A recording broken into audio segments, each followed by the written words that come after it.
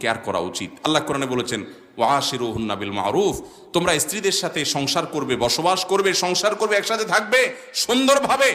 ছোট লোকের মতো, ছেসরার মতো গালিগালাজ করা, মুখ খারাপ করা, তাদের সাথে ব্যবহার খারাপ করা, অত্যাচার করা, এগুলা করবে না। সুন্দরভাবে জীবনযাপন করবে। আমাদের নবী করিম সাল্লাল্লাহু আলাইহি সাল্লাম, তার স্ত্রী, একাধিক স্ত্রী ছিলেন এবং তাদের মধ্যে টুকটাক মনোমালিন্যও ছিল।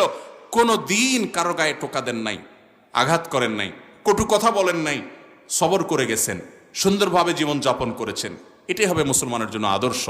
একজন স্বামী সেগুলা তাকাবে যে তার কর্তব্য কি, আর স্ত্রী তাকাবে যে আমার স্বামীকে আল্লাহ তাআলা কত মর্যাদা দিয়েছেন।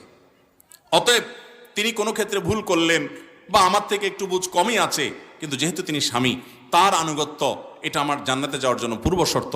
নবী আলাইহিস সালাম বলেছেন ইজা সাল্লাতিল মারআতু খামসাহা ওয়া সামাত শাহরাহা ওয়া আতাআত যাওজাহা ওয়া হাফিজাত ফারজাহা, কোন নারী যখন ৫ ওয়াক্ত সালাত আদায় করে, রমজানে সিয়াম পালন করবে,